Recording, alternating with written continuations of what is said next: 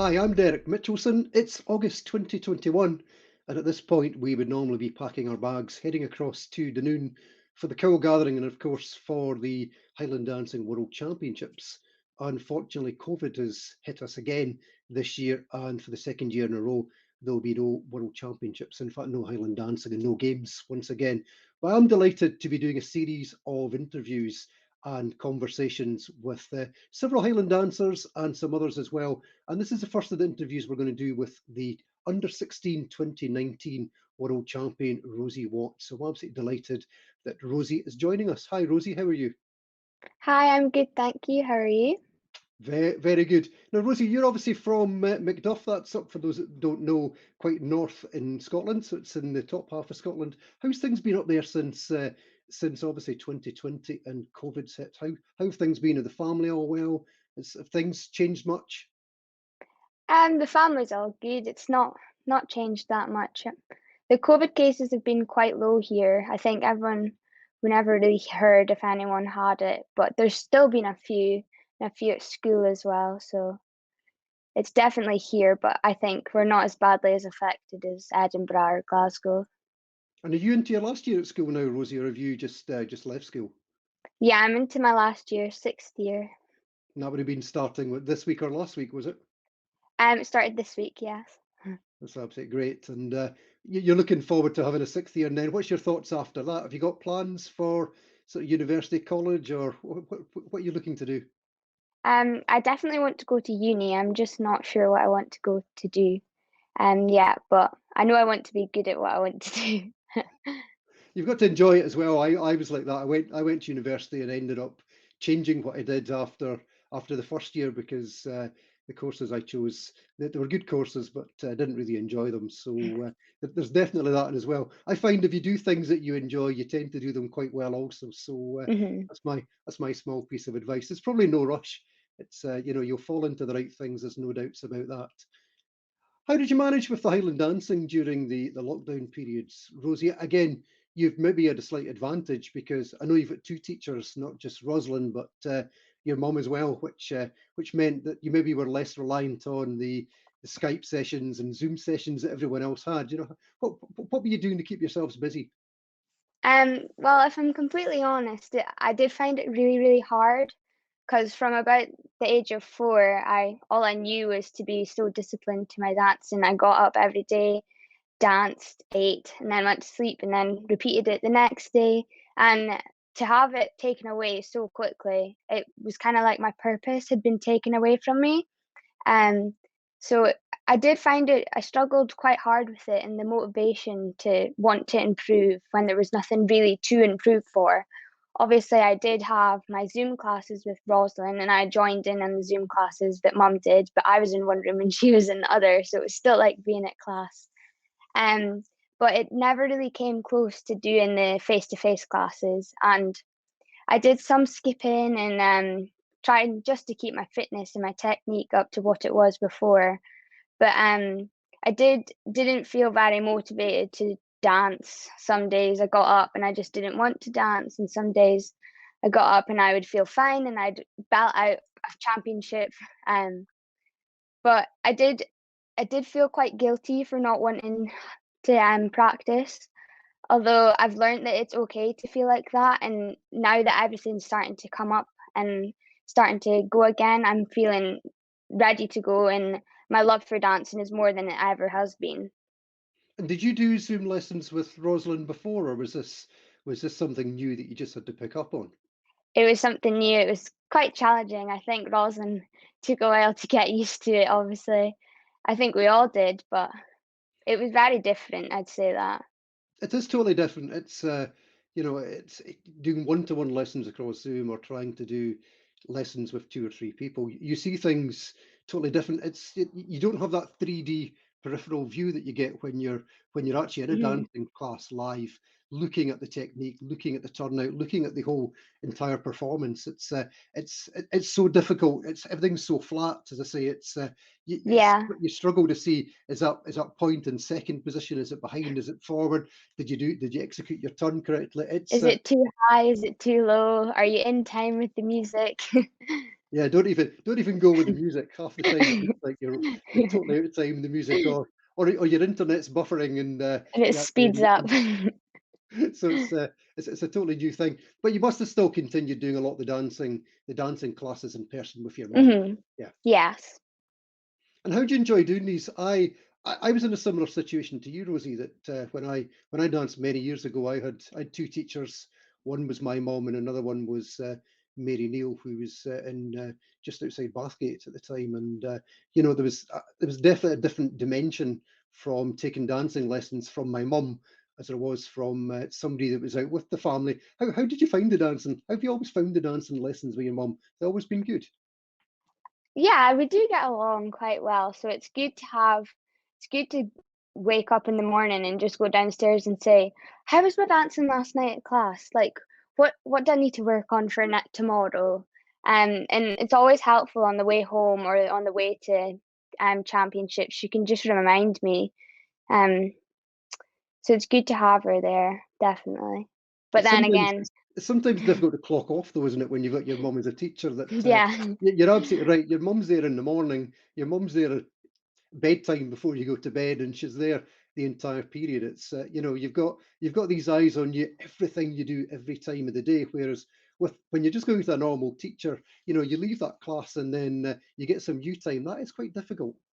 Yeah, it has its pros and cons because I'd be dancing, say, a Strasbourg down the corridor in my house, and then she'd be like, "Oh, turn your knees out." Good. Now, Rosie, I'm going to take you to. I'm going to start off at 2018. So, 2018, I think you were third in the under 16 Worlds Mhm. that year when Bennett won it, and just what you remember about being there at Cowal, getting that third place Cowal trophy, and what you remember about there, and then how did that particularly motivate you for coming back in 2019 and going that step further and actually lifting the crown? It feels so long ago, I'm trying to think back, but, I remember being so, so happy to even stand next to Barrett, um, 'cause even though we're similar ages, I still look up to her as an inspiration of mine, and she's one of my best friends in the dancing world. And I remember being backstage with all the older dancers because I was still quite young then, and thinking like, still feeling like a 12-year-old in the under 16s, so excited to be around all these amazing dancers. I think placing third in the world that year definitely inspired me to want to push and win the next year, obviously, because the girls were moving up the age group. I thought this is my chance. I need to work hard. I need to dedicate myself and just m- give myself the best shot. And it paid off well. And I think you do need that year. It's amazing the number of dancers that you see that step up from standing on the platform, winning one of the big trophies, second, third, fourth, etc., and then being able to use that as a springboard to elevate themselves up for the following year. What was your aspirations going in 2018? Can you remember? Was it just to get there, and were you hoping, I want to be in the finals, I want to get one of the trophies, I'm not too bothered which trophy it is, but this is a year 2018 where I want to be on the platform. I want to be one of these winners. Is that what you went into the event for? I'd say I think my main well, when I came 5th and 6th, I was obviously still inspired from them because that Mhm. was still an amazing achievement. But I think going into 2018, I definitely wanted to do better because you always want to become the best version of yourself. So I think I just had a clear mind, focused, knew what I wanted to do, and didn't let nerves overcome me and just enjoyed dancing at the end of the day, but still thought about what I needed to think about. Yeah, no, that's absolutely right, and it was a great time to come third and then be able to springboard up. So think moving forward the year to 2019, which I agree with you, it does seem a while ago, seeing as how we've not had two Cowls, which we'll talk about that in a minute. But did you prepare differently for 2019? Did you go into 2019, slightly more positive, or more mentally hardened, or what was different about 2019 when you went into that event, Rosie? I think I was more dedicated in the year of 2019. Even I prepared myself mentally. and physically both. Just I think having the right mindset in yourself and believing that you can do it really helps, because there's no point going into a competition thinking, oh, I have no shot. I think I really thought I can do this without being too overly confident, of course. But I think having the right mindset and knowing and feeling that you're ready definitely helped, because I obviously had like a lot of practices with my mum and Roslyn throughout that August season, just almost finalising, not really picking anything new out, just taking things that I was good at that I could improve more, so it would set like me aside almost. Yeah, no, I totally agree. And what can you remember about the dancing that you did? Did you get a feeling when you came off that final reel that that was it? I've given everything I can give. I can't dance any better. Obviously, at that point, it's down to the judges. But what was your thoughts as you left the platform for at the end of that reel? Well, I definitely thought before I went on I need to give it all. And then during it, I actually got the shivers in my 16 high cuts. I'll always remember it. I've had it there doing the reel at Cowal, and then I've also had it doing the choreography at Oban and across the board. So it's definitely a feeling that you only get when you're like in the best place ever. So I definitely feel I did give it my all and tried my best. So I was very happy with how I danced that day. Obviously, you can still improve. I still look at the videos from that year and find things that, oh, that was okay. That could be improved. But I did feel happy with myself, and that's the main thing. And And my what was mum that? and Rosalind Yeah. were happy too. That's good. And what was that wait like? Like obviously you finish the reel, you're waiting till the adults complete their dancing, and then you're waiting till the results come across, and that half an hour wait before the results comes out, it feels like an absolute eternity. It seems to take ages. What were you thinking then? Did it feel, were you nervous, anxious? How long how did you feel? I definitely do think I feel nervous waiting for the results, but I do try to distract myself. I think waiting for the results, I went and spoke to some of my dancing friends that weren't dancing that day, so it kind of put my mind off of it, and I just got to catch up with them because obviously I hadn't spoken to them during the day much. So I got to see take some pictures with them and just enjoy it instead of focusing on the results, trying to distract myself. And what was your favourite dance at Kill in 2019? Was it real? Is the real the one you came off and you thought, yes? Yeah, I think it's so hard to pick one because they've all got different aspects that you love. But I just love the reel because you get to dance with other dancers and you feel like you get good vibes off of everyone that you're dancing with. You can bounce off each other, especially in the 16 high cuts when the other group is on the other side. You can smile at them. It's really good to be dancing among with the best of the best. And maybe your mum was thinking you were smiling too much and you should have been concentrating. No. Well, I don't know. What Rosie? What age did you start dancing at? Was it the typical sort of 4 years old when when your mum was starting to put dancing shoes on you? When did you start? Well, I think I always went to dancing class. As soon as I was born, I was sitting watching the dancing class mum's teaching. But I think I started around maybe 3 or 2, 4, around then. Thanks. Maybe three. Oh, in Three. the middle. That sounds good. Yeah. And that's pretty much what you can remember from obviously from young. Your mum would have you there, and you'd be doing that. You must have dreamt as a youngster as you were starting to get into, as you do into the early premier years. Once you've come out of the primary, the pre-premier, at that point you must, you're coming along to Cowal dancing at Scottish Championships, etc. And you must have had a dream thinking that someday I'm going to be up there winning a world championship and dancing that Cowal Highland fling at the end. Yeah, it was definitely always a dream of mine. Whether I think when I was younger, I didn't really think that I was able, like I had the ability to make that dream come true. But it's definitely always been in the back of my mind that I want to win worlds. I want to be one of them world champions. I want to have my name on that trophy. And now you do. I was, I've got a couple of other interviews that we're doing Barrett and with Marielle, and really keen to see how you enjoy doing that final fling with them. Dan, you've got Marielle that's an absolute Cowal legend, 7 world championships. Barrett that's won a series of world championships, in a row as well, and that must have been a special moment for you.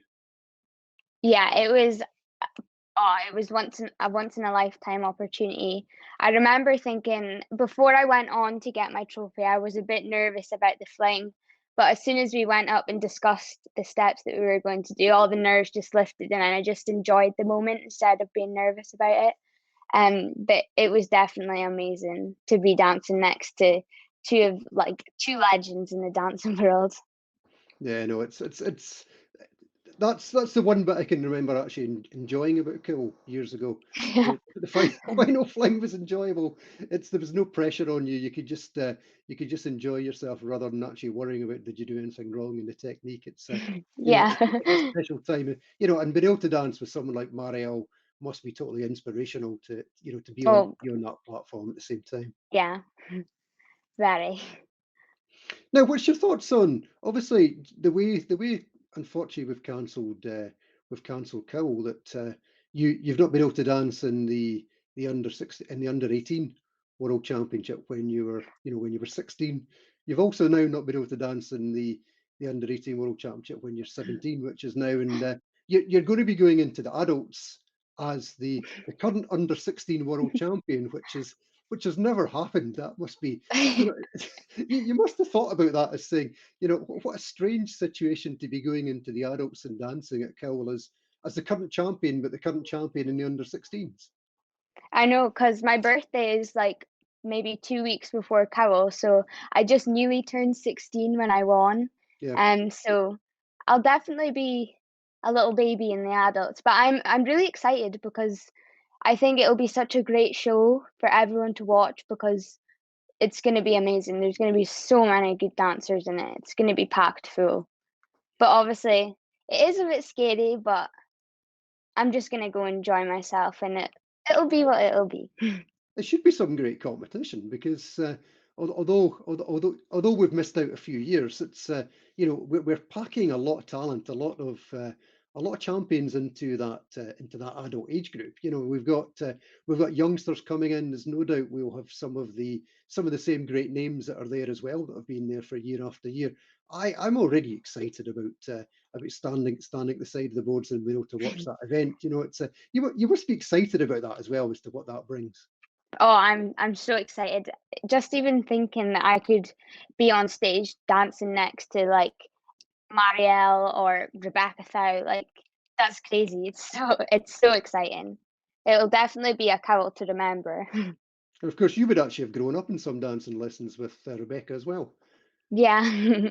So you'll know Rebecca very well. But although you've probably never competed against Rebecca, I would expect. No, I've never competed against her. So that's something that's going to be quite unique, I think. But again, you must still be a bit sad that you didn't get a chance to compete in the under 18s. Having won in 2019, there's no doubt you'd be looking to have gone and kicked on into 2020 and 2021 with, I would expect, a good chance of perhaps at least maybe picking up another world championship. So there must be something in there that's just a wee bit sad for you. Yeah, it definitely is quite sad because obviously I think after I won my first Worlds, the next goal was to get my name on the next trophy, but obviously I can't do that anymore because of COVID. But I definitely think it was the right decision to cancel it, put health first. So I wouldn't have it any other way. Yeah, no, I agree, and being a youngster in the adults, you've got years to work up to that. It often takes a few years for people to break through in the adults. When you go back and look historically as to what's happening. When you're having a look at what Marielle did. Marielle went 9 years from winning in 2003 till her next win in 2012. Actually, it sometimes does take a bit of time. So I think for a few youngsters going into the adults, they should be going in, absolutely committed, and but going in very much to enjoy that experience, to get more experience, to mature. Yeah, and I think definitely to and I think mature. there's something in there to do with strengthening up and being able to actually enjoy that for a few years, because the Highland dancing life is all too short for people. We tend to retire quite early, but any of the young adult dancers that are going in now, that's what they should be doing. It's enjoy every moment in the adults. It's Yeah, definitely. and are you looking to prepare differently then for 2021 then, Rosie? Obviously the competitions are starting up again, so I'm not sure if you're looking to do some of the local competitions before the end of the year, before we get into the championships again. But what's your thoughts now around obviously your practice plans? Working out how you're trying to get from where you are here to a point where you think you're competition ready and competition fit, and you're back to where you would want to be. Yeah, well, I think I'm just going to treat it as if I danced the whole of this year and treat it as a new season. So I'll probably just do my usual routine and get used to the new steps, get my fitness back up, and then work towards the technique and the nitty-gritty stuff of the steps. But I think I am very excited to get back to championships. I've missed it a lot. I think everyone is. I think I think the numbers will be good at championships when we get back, and it's my hope is that we use the rest of this year for people just to get that bit fitter, because you can Hmm. dance in dancing classes, Rosie, and you can concentrate on the technique, but there's nothing better than being at a really good, strong championship or competition to actually sharpen you up and improve that technique. You do need that competitive edge in order to actually Hmm. bring you on and develop. And that's what's been missing for a few years. So it'll be really interesting to see how the dancers actually take to coming back and then coming into the championships next year. Yeah, and also build confidence again, because obviously this break, you're bound to lose some confidence because you don't really know where you stand within the dance world. Whereas, like before, you had the results that day to base your practice off and how you were doing. I think now we don't have that, so it will be quite nerve-wracking going in and exciting going into our first championship. But it'll be good to get that baseline back to be able to work towards what you want, your dream. And have you got dancing outfits? Have you got a new outfit coming out for 2021, or what's your attire like going to be, Rosie? Still the exact same, still in the blue, not changing from that, but I'm in the process of getting a kilt made. It's not here yet, but hopefully it'll come soon. So a new kilt, but still in the same tartan, still in the same blue. Yeah. Yeah. And you were dancing. Was it a few weekends ago? Was that right? You were one of the ones that was dancing. Was it? I think there was a display that was taking place at one of the games up north. Is that right? Yeah, so a few of the dancers in the a few years ago it was the Shortbread League, and it's just something Mhm. that's run around the games up here. And the lineup of each age group got to go and dance at Braemar last week, so it was really good. Got to dance. I think I danced 7 dances each, so in front of a crowd, because there was people allowed to come in. You could buy tickets, so it was quite cool. And then Prince Charles was there, obviously. So it was very, very good to get back, and almost even better to not have a judge, just because it would ease you in, just so you could enjoy it and get that love for dancing And it must have back. been nice to mix with the other dancers, the other dance schools, those that you'd been obviously keeping in touch with, but you probably hadn't spent much of any face-to-face time. And I agree with you, coming out to an event that you tend to be competitive with judges, and they'll tell you, six-step flying, etc. But coming out and being able to actually just dance it and enjoy it as a display, but meeting it with these people, that must have been a great feeling again for you. Oh, it was amazing. I just remember walking in to the park grounds, and it almost felt like we'd never left. We'd never been gone, because I think the first tent I saw was Rachel Walker's tent. And I've seen her, she's been posting some dancing videos on Instagram recently. So I've seen her dancing, but it was just like I feel like I just saw you last week at Forfar Championships. So it was really good to see all my friends again, and nice to catch up. And when's your first competition going to be, Rosie? Have you got anything? Have you got something planned towards the end of the year? Is there something you're looking at? I'm not quite sure yet. Um, I've not there's all the competitions are quite far away at the moment, and it's quite hard to get an entry because 'cause they're getting booked up pretty quickly. So I think right now I'll just maybe wait until there's something around here and focus more on getting my fitness back and being happy with where I'm at with my dancing. Yeah, I mean, I think obviously we've gone down from level 0 into, into no restrictions. So I expect that later on the year, I think the competitions will open up a bit more. I know we are restricting Fingers the crossed. entries at the moment, but I expect they'll open up to be something a bit like more like normal towards the end of the year. Mhm. So I expect you will get opportunities to dance rather than your first competition being a big championship next year, which I'm sure you won't be wanting either. No, but I'm so excited for Assemble and Leap. I think that'll be very, very good. Um, it's coming up quite soon, so And when do the rehearsals start for that, Rosie? I think it's maybe mid-September, start of October, around then. So it'll be good. I'm not sure if we're in person rehearsals yet. I think some of them are over Zoom, but even still, I think the day before the actual show, we all get to meet together and do a big dress rehearsal. So that'll definitely be exciting. That's absolutely. And when is the concert? It's normally in Perth, isn't it? Is it November or December this year? Is it? I think it's December if I remember rightly, and it's in Perth. I maybe the 10th. I've probably gotten that completely wrong, but Yeah, no. Look, very much look forward to it. It's always a brilliant it's always a brilliant thing. So it'll be an absolutely great. Rosie, just lastly, I'm just keen for any last thoughts on yourself as to obviously, as I say, we're starting to get up back into competitions again, and you've described that you're keen to actually, start working on fitness and start coming back in. We're very much excited about seeing everyone coming back together into the championships again and starting to actually do that. So just what are you looking to work on as far as technique for that? Is it have you got certain things that you're trying to strengthen up on? Leaps, high cuts. Is it is it paddy bars? I'm just keen to get a bit of insight into what your mum and Rosalind might be actually trying to work you on. well, there's definitely a few things.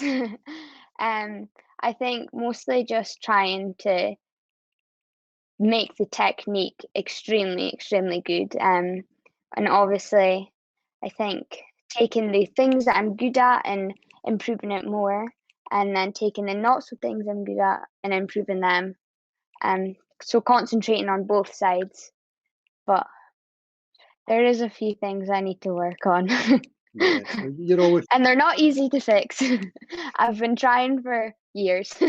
we're always our fiercest critics, Rosie. There's no doubts about that. It's, when you're on the stage doing it, you feel things and you know the things, and you do tend to focus on the things where you say that can improve or that's not good enough, rather than tending to focus on the really good things you do, the positives. It tends to be a Highland dancing mindset that we do often concentrate on some of these negative things. So I think concentrating on the positive things is a good way of doing that as well. Yeah, and I think I just want certain movements for people to say, "Oh, that was really good at," like, "Oh, Rosie does this nice." I think I just want that. Yeah, no, I agree with you. Well, Rosie, it's been an absolute pleasure talking to you and doing this interview. I remember judging you across when I was in Vancouver years ago, and Oh, that was ages ago. that was ages ago, and I also remember turning around to someone and saying, "That's Rosie Watt from Macduff."